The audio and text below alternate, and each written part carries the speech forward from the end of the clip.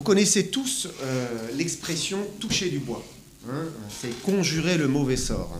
Et donc, c'est même fréquent, vous discutez avec quelqu'un, et puis dans la discussion, d'un seul coup, la personne essaye de trouver une table, n'importe quoi, pour toucher du bois. Que ce soit un projet qui est devant elle, elle a envie de réussir quelque chose, je touche du bois. Ou bien un malheur qui peut arriver, oh, je touche du bois, hein, ça n'arrive pas. D'où vient cette expression? Alors, chez les Perses, 600 ans avant Jésus-Christ, on touchait du bois en référence au dieu Attar, donc espérant qu'il nous protège. Les Égyptiens, eux, disaient que le bois avait un magnétisme protecteur. Donc, voilà. Et puis au Moyen-Âge, apparemment, c'est les chrétiens catholiques qui se sont mis à toucher du bois en référence au bois de la croix, en se disant oh, le Dieu protecteur, hein, le Créateur va nous protéger parce qu'on touche du bois. Quelle que soit l'origine de l'expression, il ne faut pas toucher du bois, hein, c'est clair. Autrefois, les nations païennes étaient très superstitieuses. On faisait toutes sortes de prières, toutes sortes d'offrandes à plein de dieux, hein, que ce soit pour s'attirer les faveurs de la divinité, pour avoir une bonne récolte, pour être protégé, pour être guéri. Enfin, il y avait toutes sortes de prières qui pouvaient être faites. Hein. Aujourd'hui, on trouve ça complètement ridicule. Et même, parce que la science a démystifié tout cela, eh bien, on dit, mais c'est puéril, quoi. Vraiment, c'est enfantin d'avoir cru cela. Et pourtant, on entend toujours cette expression. Et les gens continuent à toucher du bois. Sans cesse, là, je touche du bois. Et ils font le geste. Pourquoi? Parce qu'il y a des millions et des millions de facteurs sur lesquels l'homme n'a aucun pouvoir. Il n'a pas de pouvoir. Personne ne sait comment la journée va se terminer. Vous le savez, vous? Moi, je ne sais pas. Ça peut se terminer très très bien, mais ça peut se terminer aussi très mal. Hein, il peut y avoir un accident, quelque chose. On ne sait pas du tout. On ne sait pas du tout. La vie n'est pas réellement en notre pouvoir. Et l'homme, au fond, lui-même, il le sait bien. Alors, même s'il ne croit pas en un Dieu quelconque, hein, pas forcément, il touche du bois, on ne sait jamais hein, si ça peut le faire. Mais il y a quelque chose de meilleur que de toucher du bois. Tout à l'heure, j'ai évoqué le sermon sur la montagne. Et à l'issue de ce long sermon, Jésus va dire quelque chose que j'aimerais que nous lisions ensemble. Matthieu 7, versets 24 à 27, où nous lisons « C'est pourquoi quiconque entend ces paroles que je dis et les met en pratique sera semblable à un homme prudent qui a bâti sa maison sur le roc. La pluie est tombée, les torrents sont venus, les vents ont soufflé et se sont jetés contre cette maison. Elle n'est point tombée parce qu'elle était fondée sur le roc.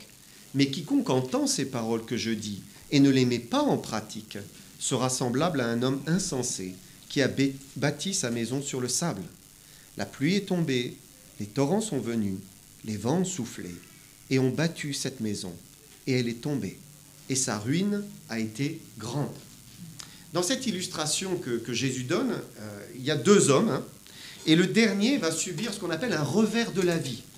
Il a misé sur une construction, il a bâti une maison, puis les catastrophes naturelles sont venues, ont détruit son investissement. Certains diraient, pas de chance, hein, pas de chance. Mais en fait, c'est une autre expression, ça, hein, dire, voilà, j'ai de la chance ou je n'ai pas de chance. Hein. La chance ne fait pas partie du plan de Dieu.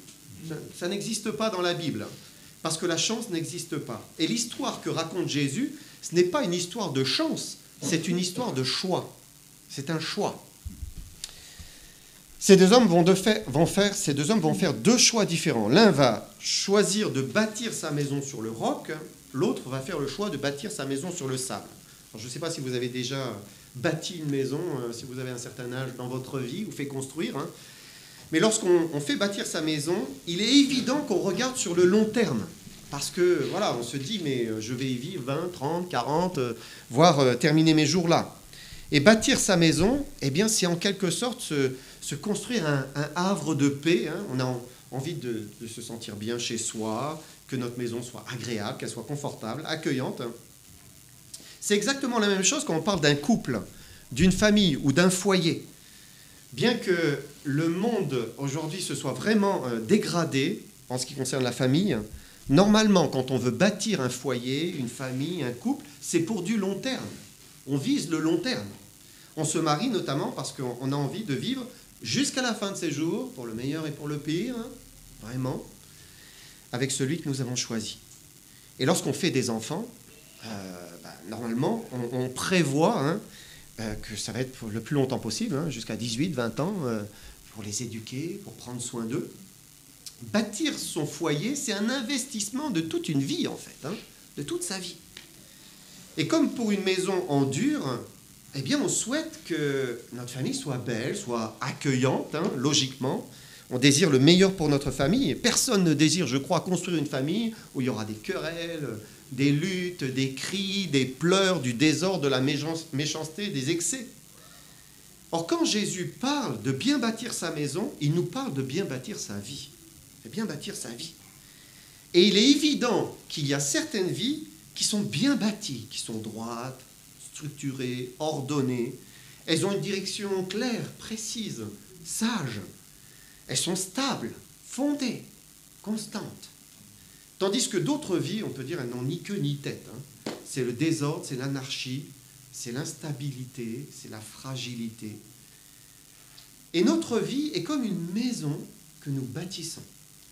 Et par nos choix, par nos décisions, par les orientations que nous prenons, par les personnes que nous choisissons de fréquenter, par les centres d'intérêt que nous avons, eh bien tout cela nous amène à bâtir, à bien bâtir, hein, ou à mal bâtir notre vie. Et là encore, eh bien, on est en train de bâtir, on souhaite, pour du long terme. Hein.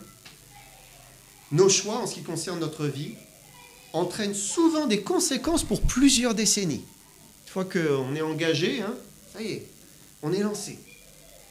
Et beaucoup trop de personnes prennent des décisions, elles s'engagent, puis après elles touchent du bois, que ça se passe bien dans la durée. Hein, j'espère que ça ira. Hein. Autrement dit, ils agissent selon leur propre raisonnement, selon leur propre sagesse, leur propre choix, et puis après, on verra bien. J'espère que ça ira. J'espère qu'il n'y aura pas de problème. J'espère que je vais réussir ce que j'ai entrepris. J'espère que ma maison va tenir longtemps, qu'elle sera solide, stable, et je touche du bois. Et j'ai aucune assurance, en fait. J'ai aucune assurance. Savons-nous comment bien bâtir notre vie, notre maison, notre foyer, notre famille? Jésus donne un conseil ici, verset 24. Il dit, c'est pourquoi quiconque entend ces paroles que je dis et les met en pratique sera semblable à un homme prudent qui a bâti sa maison sur le roc. Donc il est en train d'enseigner une foule nombreuse qui est là devant lui, qui est sur cette colline. Elles écoutaient son enseignement, c'était bien, c'était intéressant. Hein. Mais Jésus conclut en disant qu'il ne suffit pas d'écouter. Il faut mettre en pratique ce que je viens de vous dire.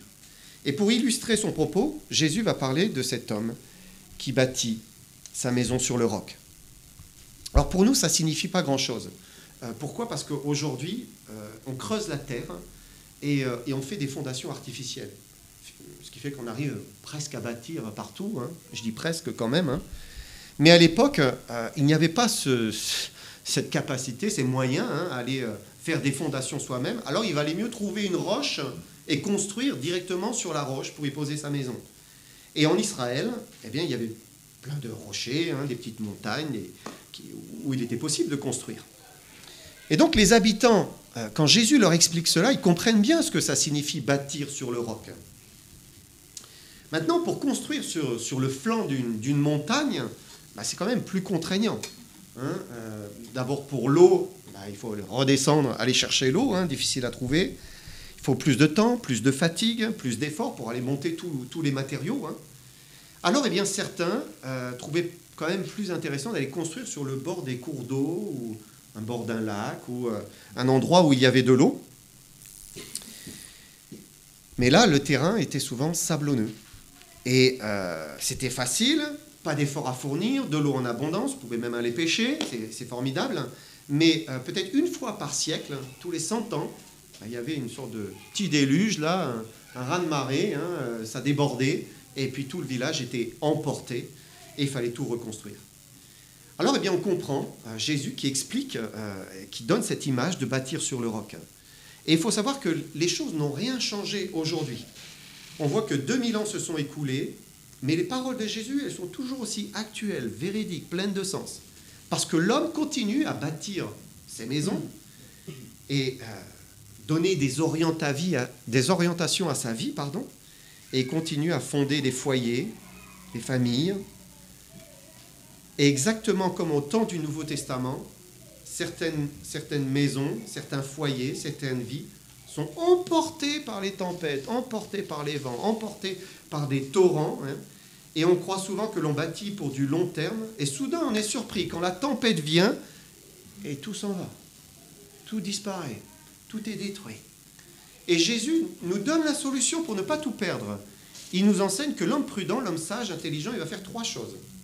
La première, c'est qu'il va trouver le roc pour bâtir dessus. La deuxième, c'est qu'il va réellement bâtir dessus.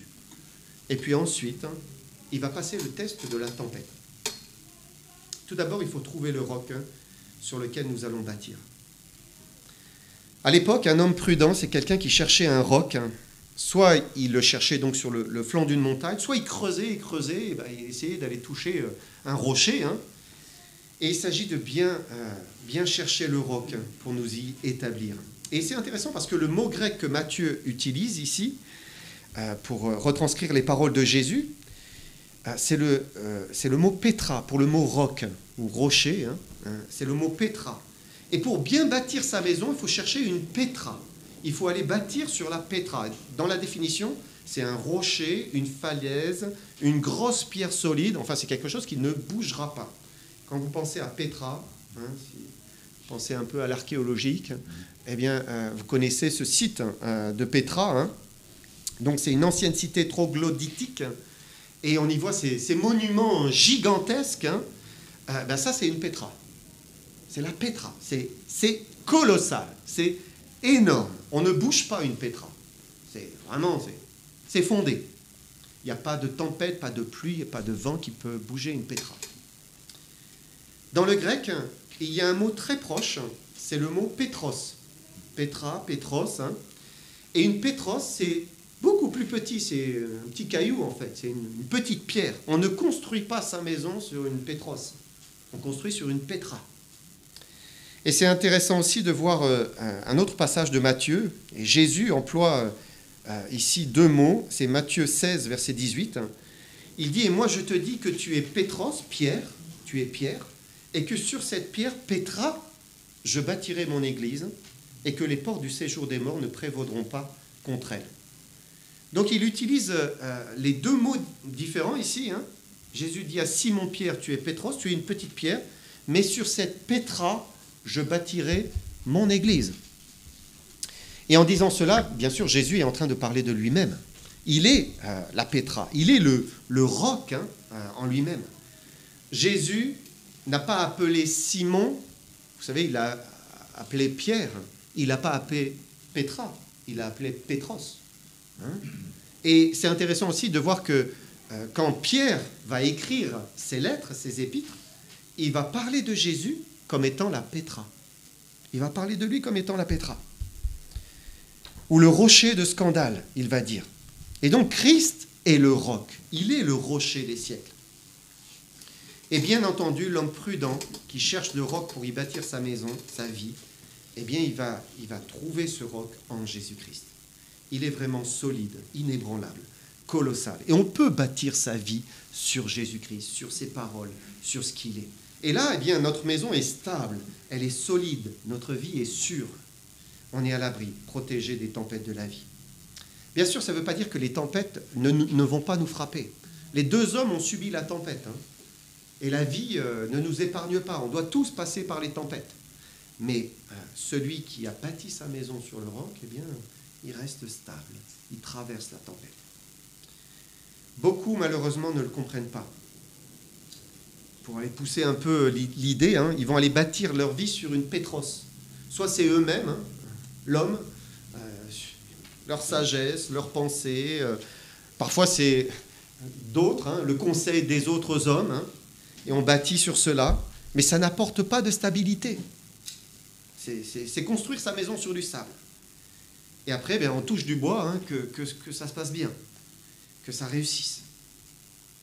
L'homme prudent, la femme prudente, va chercher le roc. Elle va creuser, trouvez Jésus-Christ, le roc solide et inébranlable. Pierre a dit, approchez-vous de lui, pierre vivante, rejetée par les hommes, mais choisie et précieuse devant Dieu. Encore une autre parole, 1 Pierre chapitre 2 verset 6, il dit, voici je mets en Sion une pierre, une pétra angulaire, choisie, précieuse. Celui qui croit en elle ne sera pas confus. Jésus est la pierre précieuse. Et celui qui croit en lui ne sera pas confus. Ça veut dire celui qui va lui faire confiance, celui qui va se reposer sur lui, il ne sera pas confus. Celui qui va reposer sa vie, reposer son existence, reposer son futur sur cette pierre précieuse, il ne sera pas honteux. Il ne sera pas honteux à la fin. C'est une promesse que Dieu nous fait ici, une promesse qu'il faut saisir. Vous savez, Dieu tient toujours ses promesses. Si on saisit cette promesse, il le fera. Je vous disais qu'il faut d'abord trouver le roc. Jésus est le roc. Ensuite, une fois qu'on a trouvé le roc, il faut bâtir réellement sa maison sur le roc. Il faut le faire. Il faut commencer sa construction, mettre ses briques, élever ses murs. Et Jésus explique comment. Il dit, verset 24, « C'est pourquoi quiconque entend ces paroles que je dis et les met en pratique sera semblable à un homme prudent qui a bâti sa maison sur le roc. » Et pour bien bâtir, il faut d'abord entendre ces paroles et ensuite il faut les mettre en pratique. Il faut agir selon ce qu'il dit. Et la Bible, ce n'est pas simplement un beau livre, mais c'est un livre qui doit vivre. Il doit vivre dans notre vie. Elle est vivante, la parole est vivante, et elle doit vivre dans notre vie. Et quelqu'un qui veut bâtir sa vie sur les paroles de Jésus, c'est quelqu'un qui va lire la Bible. Et lire la Bible, et encore, et il va la méditer. Il va fonder sa vie sur elle. Il va se laisser imprégner par ces paroles du Seigneur. Jésus venait de prêcher à une grande foule, et soudain, il prononce une conclusion. Il dit, mais maintenant, mettez en pratique tout ce que je viens de vous dire. C'est impérieux. La Bible explique qu'elle est elle-même un miroir.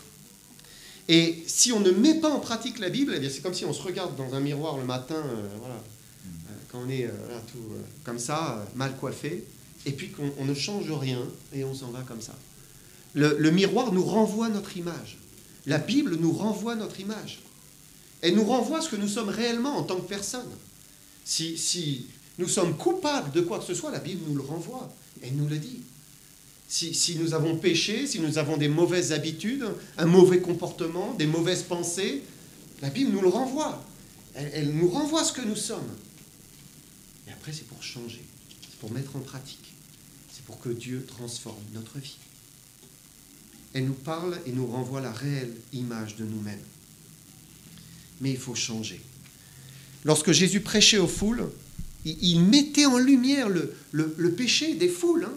C'était l'hypocrisie, c'était la méchanceté, c'était le manque d'amour pour sa femme, manque d'amour pour ses enfants, manque d'amour pour son prochain, manque d'amour pour Dieu. C'était le manque de pardon des uns envers les autres.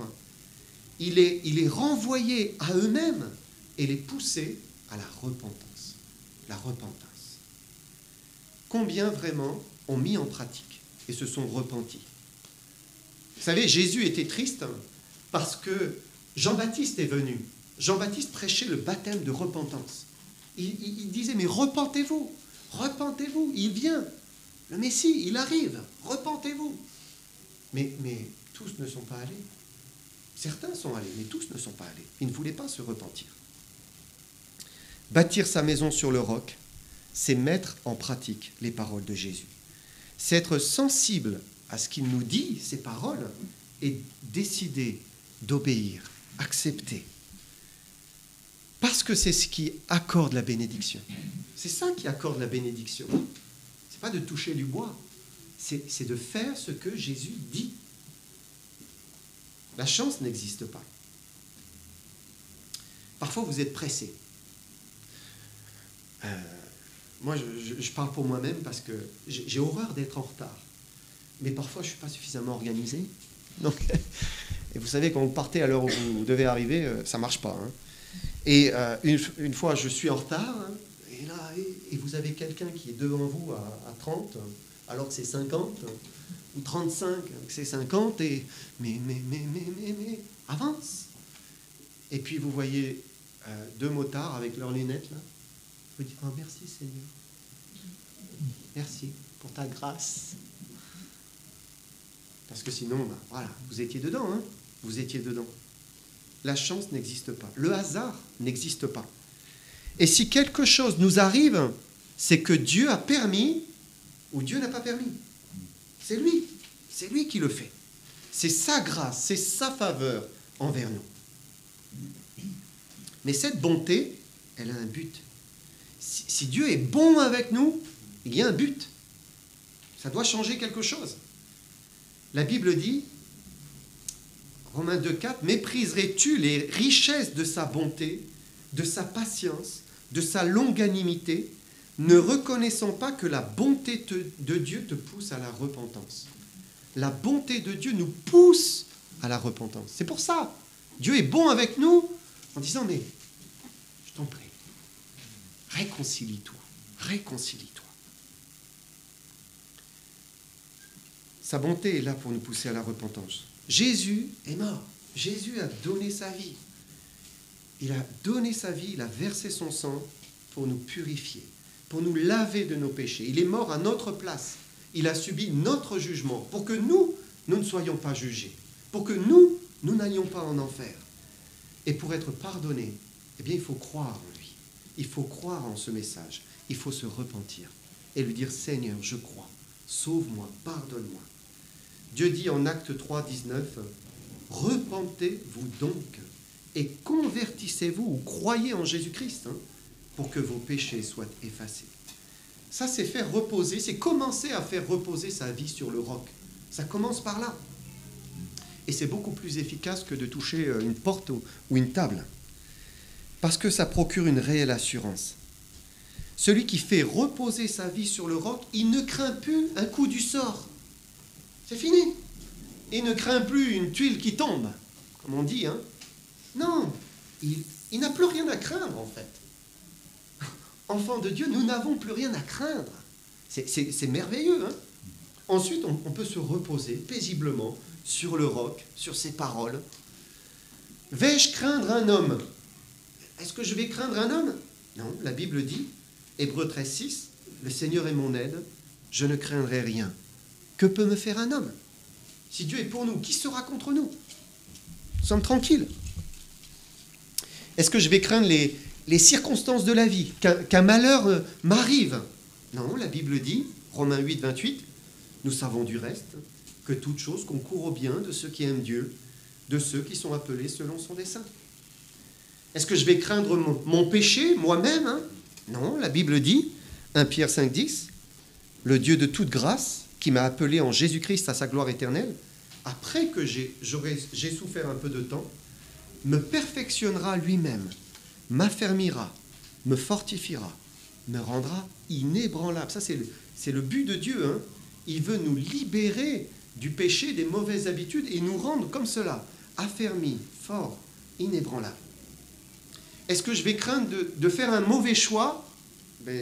Si je crains, la Bible nous dit, Jacques 1, 5, « Si quelqu'un d'entre vous manque de sagesse, qu'il la demande à Dieu, qui donne à tous simplement, sans reproche, elle lui sera donnée. » Mais il faut saisir, il faut le saisir. « Seigneur, j'ai besoin que tu me donnes ta sagesse, j'ai besoin de savoir quoi faire. »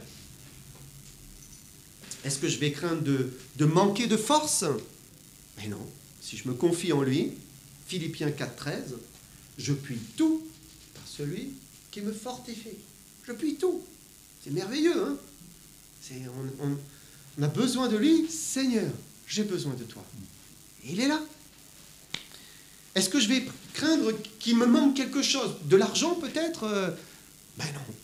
Encore une fois, Philippiens 4, 19, « Et mon Dieu pourvoira tous vos besoins, selon sa richesse, avec gloire, en Jésus-Christ. » Est-ce que je vais craindre, demain je pars au milieu de la France, donc dans le Massif central, pour une pastorale, est-ce que je vais craindre mon voyage, que ça se passe mal? Psaume 121, verset 8, « L'Éternel gardera ton départ et ton arrivée, dès maintenant et à jamais. Est-ce que je vais craindre? Est-ce que je vais craindre? Est-ce que je vais craindre? Mais non, non, je ne vais pas craindre. C'est une fois que je repose sur le roc, je ne crains plus rien. Je suis paisible. Ésaïe 12, verset 2. Voici Dieu est ma délivrance. Je serai plein de confiance et je ne craindrai rien. Car l'Éternel est ma force, le sujet de mes louanges. C'est lui qui m'a sauvé. Est-ce qu'il vous a sauvé? Est-ce que vous reposez sur le roc? Parce qu'après, vous vivez ça. Ça fait partie de votre vie. Pas besoin de toucher du bois. Simplement faire reposer sa vie sur lui, sur ses enseignements. Et là, eh bien, la vie est stable, elle est solide, elle est sûre. Et bien bâtir sa vie, son foyer, sa famille, sa maison, eh bien, c'est mettre en pratique. Simplement mettre en pratique ces paroles, les serrer dans son cœur. Ça, c'est ce qui nous permet de reposer sur le roc. Je conclus rapidement avec un dernier point. Pour finir, celui qui a bien bâti sa maison, il va passer le test de la tempête. C'est obligatoire. Vous savez, pour éprouver une maison, eh bien, voilà, il n'y a pas de meilleur test que de voir est-ce que sa structure, est-ce que son fondement va tenir, hein. On envoie une tempête, là, et ce sont les épreuves de la vie qui sont vraiment le révélateur. Hein. C'est là qu'on sait sur quoi repose notre maison. Parce que tous, à un moment, personne n'est épargné, il y a une tempête. Les pluies, les vents, les torrents. Mais ce qui fait toute la différence, c'est le fondement. Jésus dit de la maison sur le roc, elle n'est point tombée, parce qu'elle était fondée sur la pétra, sur Jésus-Christ. Quand on fonde sa vie sur lui, c'est inébranlable. Tandis que lorsqu'on ne prête pas attention aux paroles de Jésus, et on se dit, je vais bâtir sur moi, sur mon expérience, sur ma sagesse, sur mes pensées, sur mon bon sens, hein, et bien là, c'est un terrain meuble, qui n'est pas stable. C'est du sable. Jésus dit, verset 27, « La pluie est tombée, les torrents sont venus, les vents ont soufflé, et ont battu cette maison. Elle est tombée, et sa ruine a été grande. » Voilà, ne touchons plus du bois, c'est pas la peine. Reposons sur les Écritures, sur le Seigneur. Que le Seigneur vous bénisse.